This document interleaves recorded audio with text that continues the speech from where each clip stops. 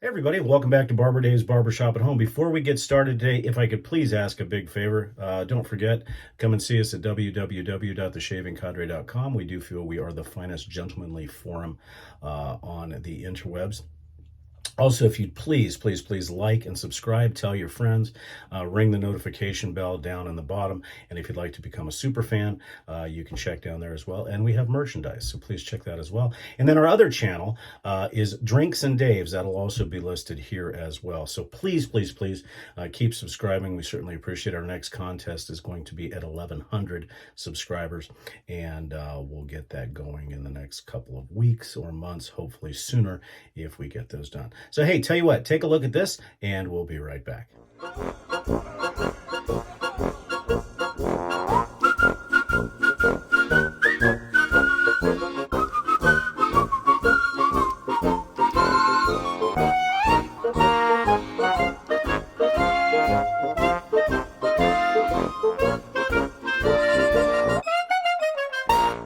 Hey, everybody. Well, today we finish up our video series this week with those of you that have been watching with the another sports car type razor, the very thin shoulderless barber notch type razors. And I had a couple to pick from today. I had a Jurgobladen. I had, and I'm probably pronouncing that wrong. I had another Nystrom, another Eric Anton Berg, and another Klaus Tornblom. But I also have a couple of CV Helgestrands. Now, I am not the expert on CV Helgestrand. I do have a number of their razors, but I don't remember. I've got two of these, and I don't remember how I got them, where I got them. But I know that they're from Eskilstuna, and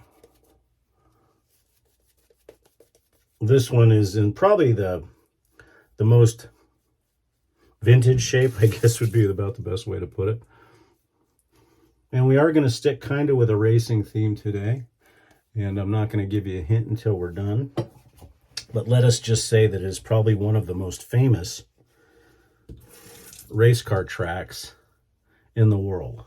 And whether you're a NASCAR fan, a Formula One fan, an Indy fan, a MotoGP fan, a 24-hour of Le Mans fan, you'll know this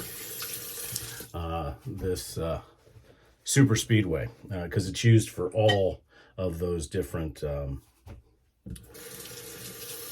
racing venues. And they do have a 24-hour race there too. And it's also where they are known for the big one. Okay, so here is the razor today. Once again, this is a CV Helgestrand. Very similar to all the other razors we've used. This one's not in the greatest of shape. It's got the original horn scales on it. And of course, it was stropped against the convex balsa and the convex leather.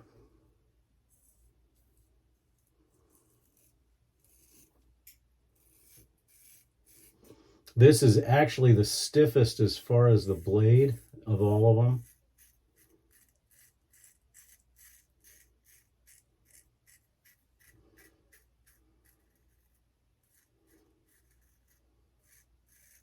It's also the lightest of all of them, and the smallest tang. I mean, it is tiny.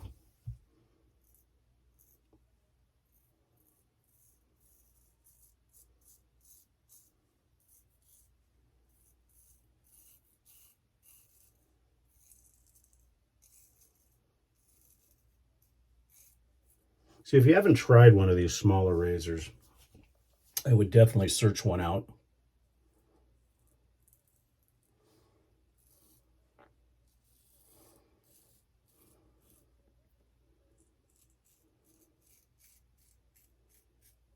Unfortunately,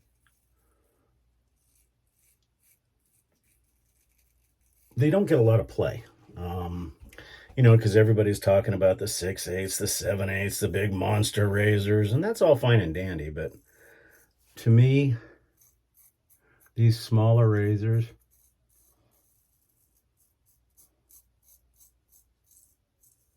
are, number one, more historic in most cases. And they look cool, they're fun. So find you one.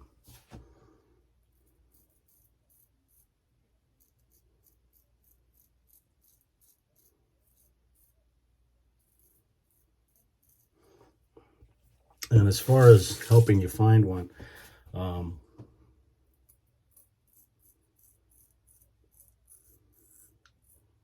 I don't purchase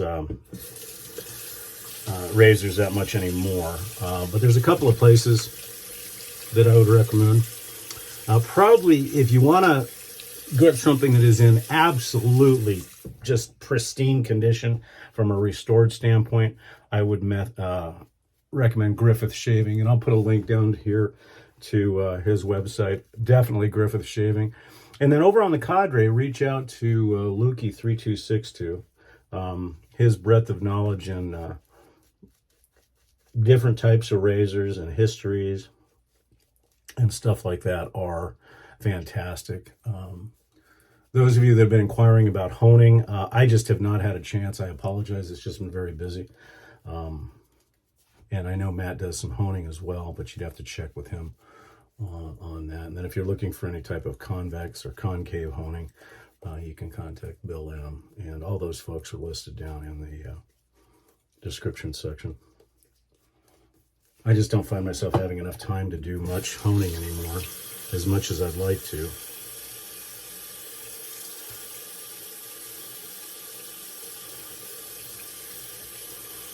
But I also find, and I don't know if I'm in the minority here, that I believe once you set the bevel, if you do the bevel correctly, then it's just maintenance. You don't need to re-hone a razor every 15, all the time.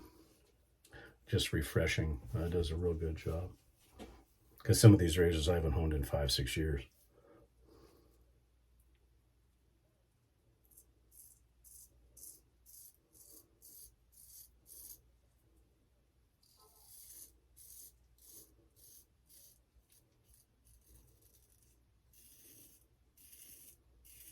Now, I will tell you, if you do go to Griffith, you are going to pay a premium.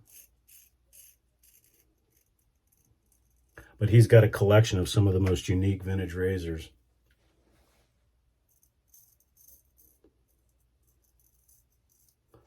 And I think about 90% of them, if not higher, are restored. However, you can also search on eBay, Etsy. You'll find razors of various condition. And if you're the type that doesn't mind restoring, then you can find some of these razors reasonably inexpensive.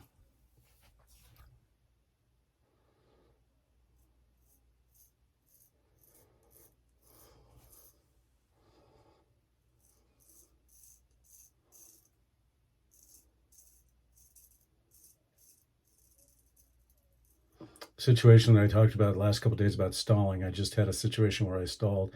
And like I said, back off.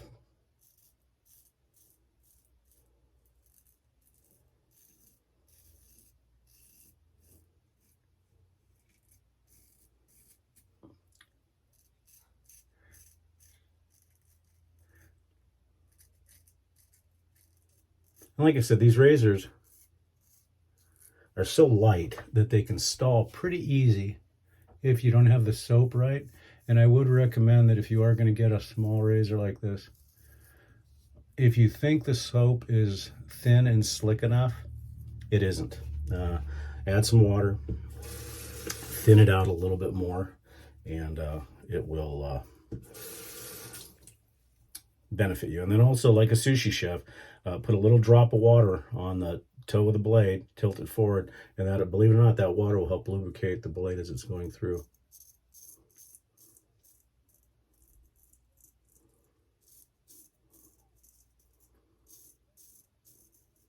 And I never put two and two together.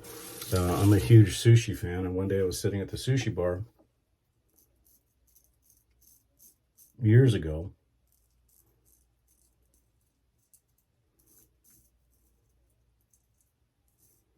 And I was watching the sushi chef take the edge of the knife, dip it into the water, and tilt it forward. And I saw that bead of water go right down the blade of the sushi knife. And as he sliced into the sushi roll, it went through like butter. And so I started thinking about that. And I started using that. Now, the way I do it is I don't necessarily drip a thing or dip it in water, but I have what I use to wipe the blade between passes is I've got a sponge that's extremely wet. And as I wipe that, I'll wipe it twice, once to wipe the blade clean, and then once to get a little bit of moisture on it. But sometimes I will add a little drop of water, and that does make a difference. I mean, because you can think of the the whiskers on your face as the rice, and it does a very nice clean cut. So just another little tip that you can learn. And like I said, you don't have to do much. All you do is, like, if you're gonna take it, you can either dip it in a lather bowl or water and tilt it up, or just go to the toe of the blade and just get the blade wet. And you want to see those water beads on there, because that way you know it's wet like that, and it does help.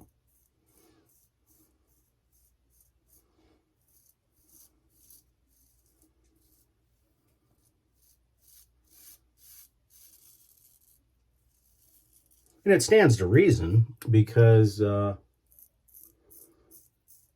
sushi knives are extremely sharp. And if it works for them, why would it not work for something like this?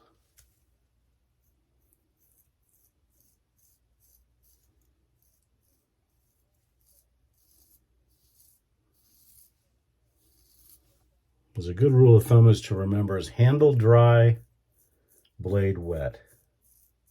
Not the other way around. It's kind of like that old adage for snakes here in the Southwest. Red over black, friend of Jack. Red over yellow will kill a fellow. Same thing.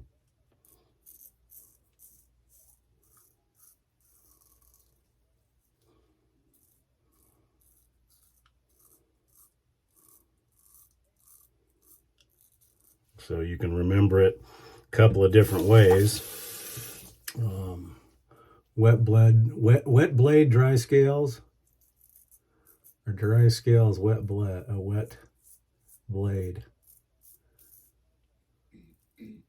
Because the other thing is, if it's wet scales and the dry blade, number one, you're going to skip all over the place and cut the heck out of yourself.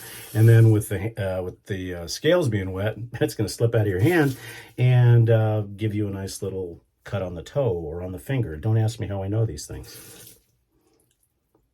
And again, the nice thing about these Barber notches is you can lock your fingers together. And as I said, I've started to adopt, instead of using my shoulders and my fulcrum, I use both, but I'll use my head, because I can control that a little bit better sometimes.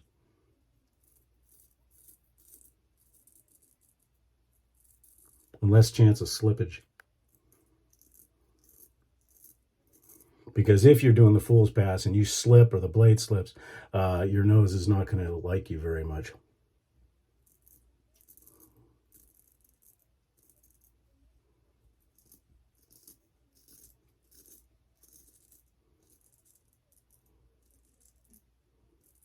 But by using your head, you can keep the blade in one spot like this.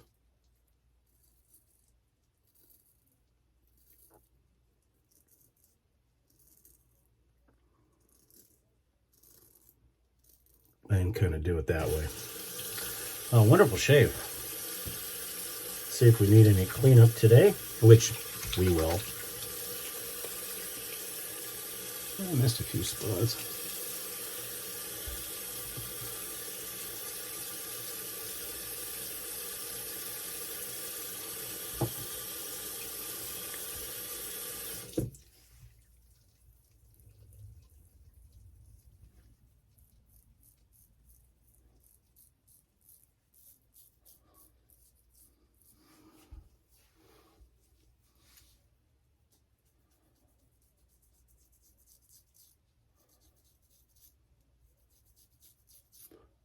Like I said, this is usually the only time that I break the wrist, or at least try to. Sometimes around my neck I will. But when I'm doing the windshield wiper buffing on my neck.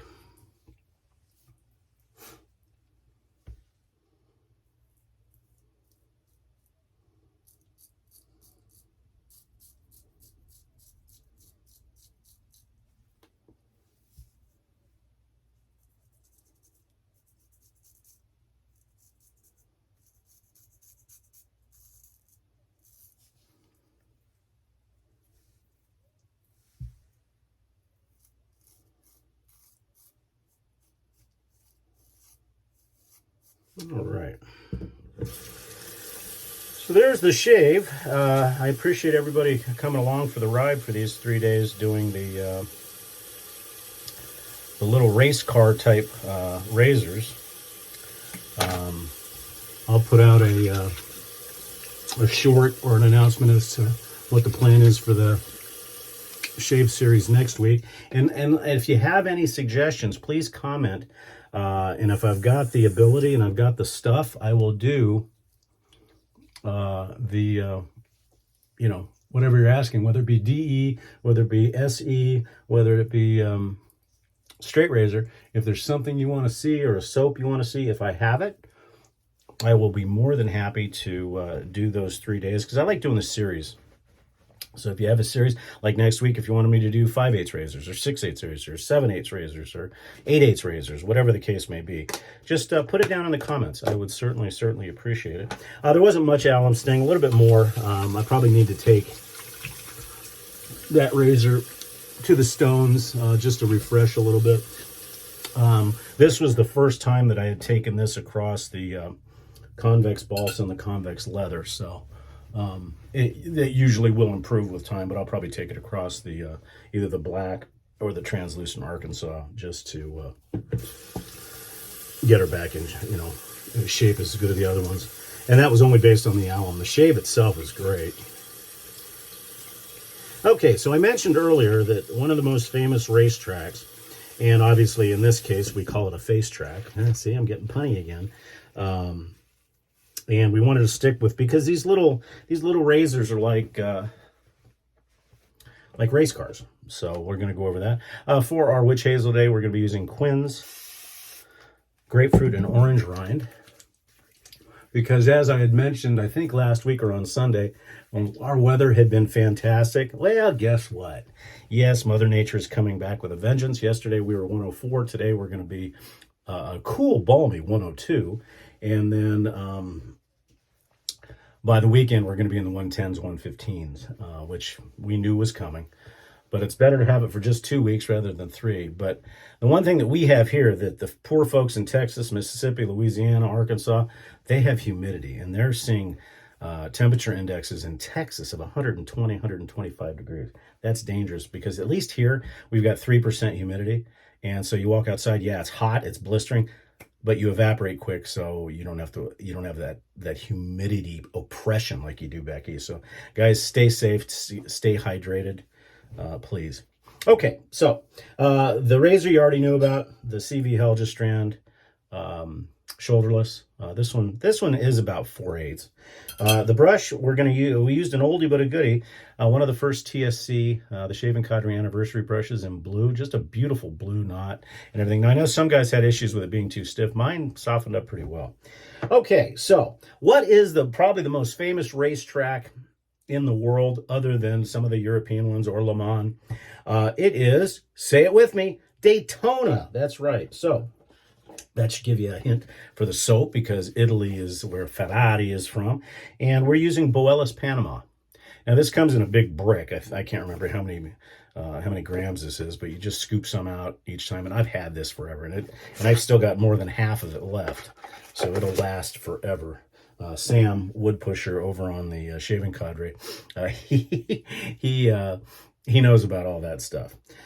So for the aftershave today, we're going to be using Boellis Panama, but this is Daytona. That's right. This is after the Daytona racetrack. This is a very, definitely an Italian, I call it an Italian fougere, but I mean, not that there is an Italian fougere, but this is a spray aftershave, which is interesting, but very lemony, very bright, very orange.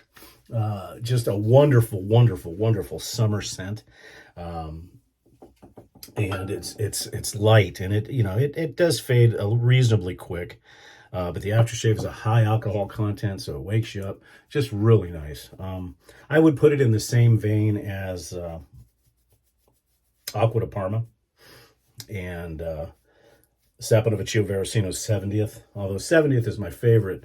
Both Acqua di Parma, Colonia Intensa, and this. But this one is fast becoming a very big favorite of mine because it's wonderfully light and everything else. And then for the EDT, of course, we are going to be using the Boellis Panama Daytona as well. And this one, sometimes you get EDTs that smell just a little bit different than the aftershaves. This one is dead on. Light, lemony, orangey, just really bright.